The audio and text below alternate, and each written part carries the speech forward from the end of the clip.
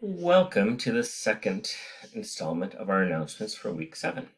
We have reached the eye of the storm. There is no lecture. There is no lecture because you have a bunch of stuff due for muscle labs, and I'm expecting you guys to get a little bit behind because of everything we're doing in the muscles. So that is okay. And we have a ton of stuff due next week, so we need to just catch up.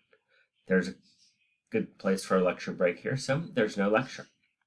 That's also because there's a lecture exam the following week.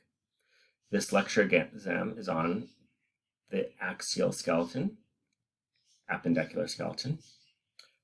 We skip joints, muscle histology, axial muscles, appendicular muscles, and nervous tissue. So, we are doing the appendicular muscles. In case you haven't figured this out already, for all 3 of the muscle labs, I cut and pasted the directions. So what we are going to do, we're going to look at the deep muscles of the arm, and the superficial. We are going to go to the rotating model.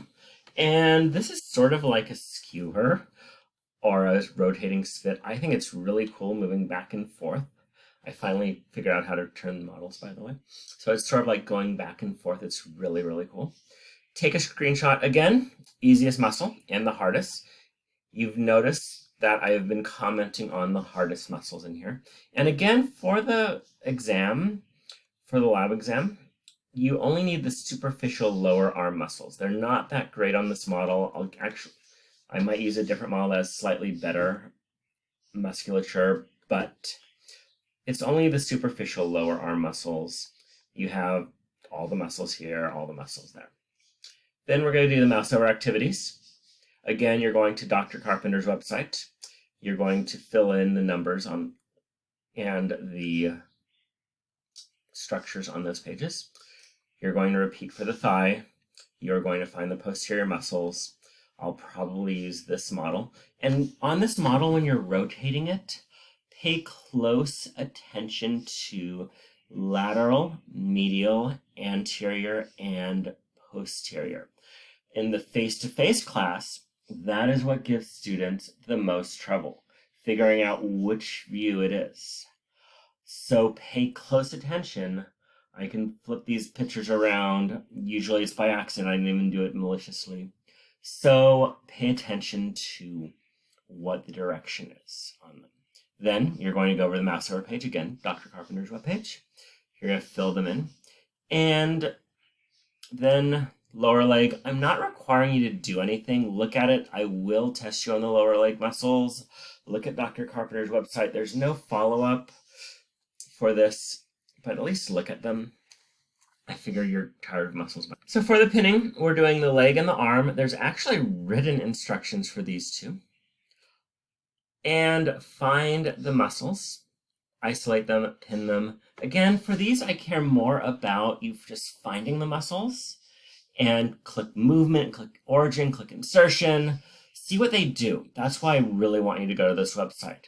Pinning can be busy work, so focus more on clicking on the deltoid right here. Click the movement, see what it does. That is why I'm making you go to this website. And again, iPhone users, you don't have the tool, you can screenshot. It is okay to do the abbreviations since the pinning or the tag tool will fill in the whole name for you. We don't have that many, I guess extensor carpi radialis is a very long name. And you are uploading everything together. Your art project is coming due. So you're going to upload everything here. The final due date is next week, the day of the lecture exam. So you still have some time to finish this, but you should be well on your way to doing this.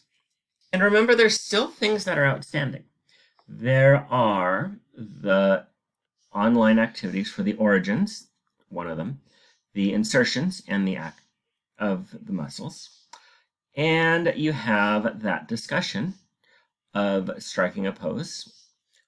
Oh, there it is, strike a pose discussion right there. So you still have a lot of stuff. Again, this is all due next week, but maybe get it done ahead of time. So thank you. Have a good day.